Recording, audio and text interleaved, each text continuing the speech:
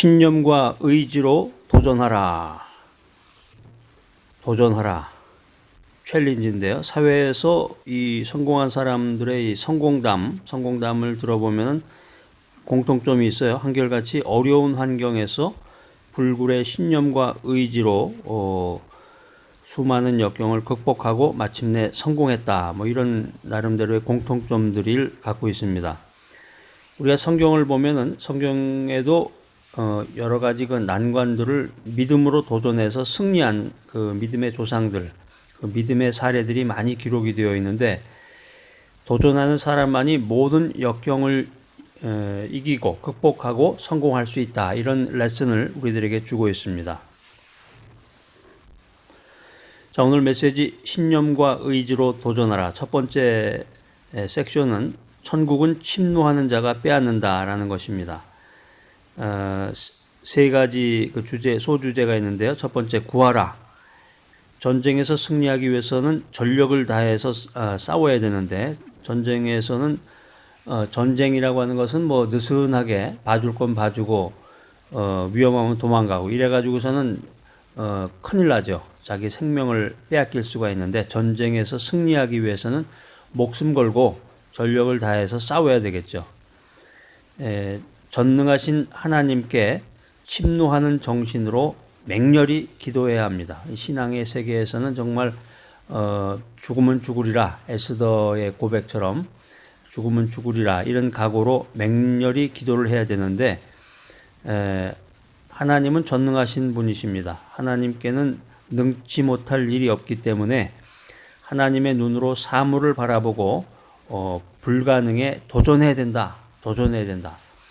에레미야 33장 3절 말씀 여러분 한번 찾아서 밑줄을 긋고 한번 그 말씀을 한번 묵상을 해봤으면 좋겠습니다. 너는 내게 부르짖으라. 내가 내게 응답하겠고 내가 알지 못하는 크고 놀라운 일을 내게 보이리라. 이 말씀인데요. 구하라. 에레미야서 33장 3절 말씀. 자, 두 번째 소주제는 찾으라. 기도한 후에 응답만 기다리지 말고 우리가 할 수 있는 일을 찾아야 합니다.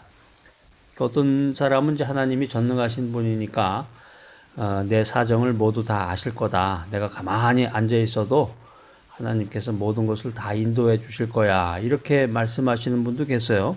물론 틀리는 말은 아닙니다. 그렇지만은 우리의 그 평범한 일상 가운데서 이런 일들이 일생 가운데서 과연 몇 번이나 일어날지, 제가 처음에 말씀드린 대로 신념과 의지로 도전해야 정말 죽을 각오로 기도도 하고 자기의 현실 속에서 도전하는, 신념과 의지로 도전하는 이런 강력한 행동을 보일 때 하나님의 뜻이 임하고 하나님의 은혜가 충만한 것입니다. 그러니까 가만히 앉아서 하나님의 은혜만을 기다린다. 사과나무 밑에 가서 입을 벌리고 있는 거죠. 어떻게 보면 바보 천치라고도 할 수 있겠고, 어떻게 보면 대단한 믿음의 소유자라고도 할 수 있겠습니다. 선택은 여러분의 자유입니다. 자, 두 번째 소주제는 찾으라. 기도한 후에 응답만 기다릴 게 아니라 우리가 할 수 있는 일을 찾아야 된다니까, 그러니까 기도만 하면서 계속해서 하나님이 응답해 주시기만을 가만히 기다린다. 물론 틀린 말은 아니지만 우리가 인생을 보다 더 성실하게 살고 하나님의 뜻을 구하기 위해서는 기도한 후에 응답만 기다릴 것이 아니라 우리가 또 할 수 있는 일이 있을 거 아니에요. 인간이 하나님이 하실 몫이 있고 하나님의 은혜가 있고 인간의 그 성실, 인간이 해야 될 일이 있는데, 인간이 현실 속에서 할 수 있는 일, 내가 현실 속에서 할 수 있는 일을 찾아서 최선을 다해야 된다는 거죠. 주님의 뜻을 이루기 위해서 최선을 다해야 된다. 예수님께서도 죽은 나사로를 살리실 때 마르다와 마리아가 무덤에 돌문을 옮겨 놓아야 했듯이 우리가 할 수 있는 일이 있다는 거예요. 우리가 할 수 있는 일을 찾아서 그것에 힘써야 된다. 세 번째 소주제는 두드려라. 성공의 문이 열릴 때까지 두드려야 된다. 열심히 두드려 딱딱딱딱 놓고 하면서 두드려야 된다는 거죠.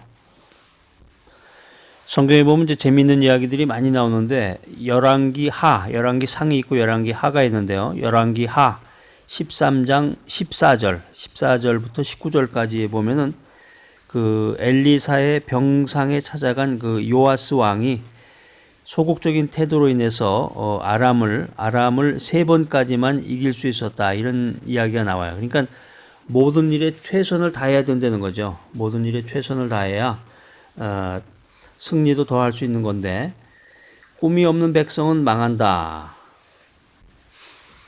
열대지역에 사는 사람들은 자연의 혜택을 많이 받아서 의식주에 걱정이 없이 살아가는 사람들이 많습니다. 그래서 집 밖에 나가면 바로 먹을 것들이 바나나가 달려 있고 야자수가 달려 있고 자연의 혜택을 많이 받아서 바닷가에 가면 고기들이 충만하고 의식주에 걱정이 없이 살다 보니까 이제 게을러지는데, 지리적으로 환경이 나쁜 추운 지방에 사는 한대에 살고 있는 사람들은 먹고 사는 문제, 생존을 위해서 모든 힘을 다해야 돼요. 온 힘을 다해서 이 극한 환경을 극복하고 열심히 인생을 살아야 되기 때문에, 이러다 보니까 문화와 문명을 발전시키고 잘 살게 됐다는 거죠. 실질적으로 보면 추운 지역에 있는 나라에서 물질 문명이 발달한 그런 역사적인 사례들을 우리가 살펴볼 수가 있습니다. 미래를 꿈꾸는 사람은 주인의식을 갖고 노력하는 사람입니다. 미래를 꿈꾸는 사람. 여러분들에게는 내일과 미래가 존재합니까? 내일과 미래에 대한 청사진이 있습니까? 아니면 오늘 주어진 삶에 만족하면서 우물 안의 개구리로 살아가고 있는지, 아니면 오늘 너무 엄청나게 급하게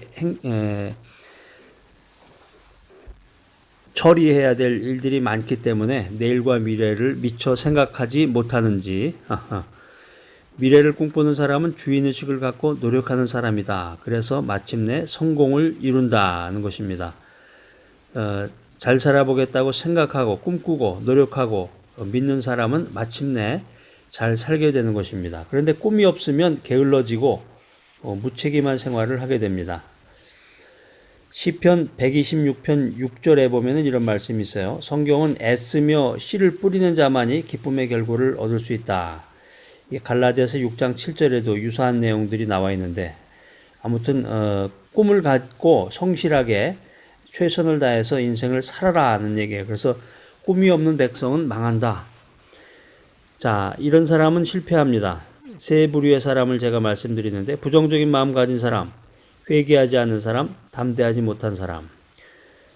그러니까 부정적인 마음을 가진 사람, 매사에 그냥 말만 나오면 원망과 불평을 늘어놓는 사람들 있죠.